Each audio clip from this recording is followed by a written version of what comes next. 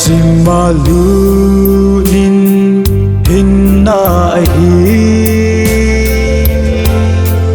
Gen thei li so na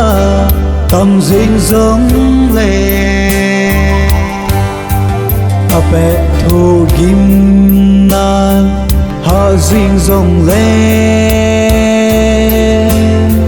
aga lung mon na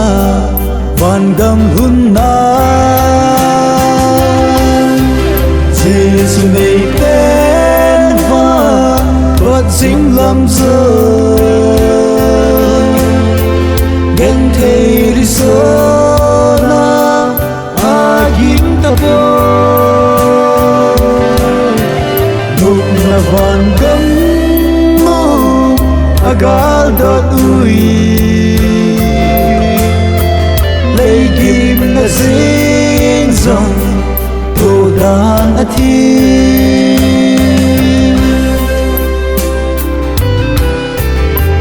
ra a lu chu a tâm tang nghe lấy nu na hin khu a hi dễ in trong pet nộp sa nan khen ô dòng lên a chay na thi na đầy điều chẳng đi Jesus này tên va vật dính lâm rơi gen thei đi sơ na a yin ta po nụ na van gam mo agal dot ui lấy kim na dính dòng đồ đàn a thi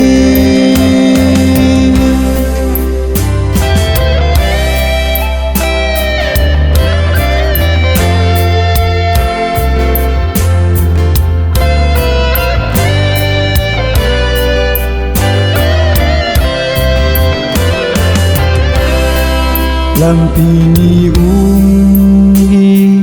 kilhen chinin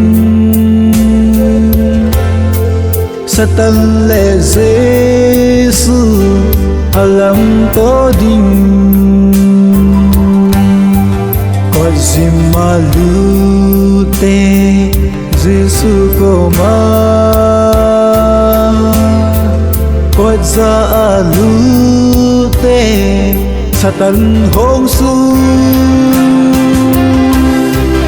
Jesus này tên va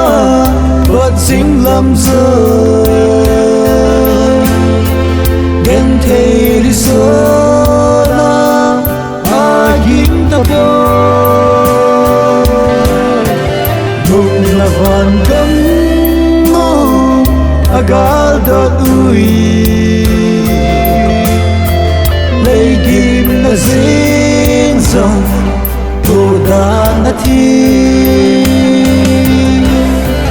nụ na van gam mo agal dot ui lấy kim na dính dòng đồ đàn a thi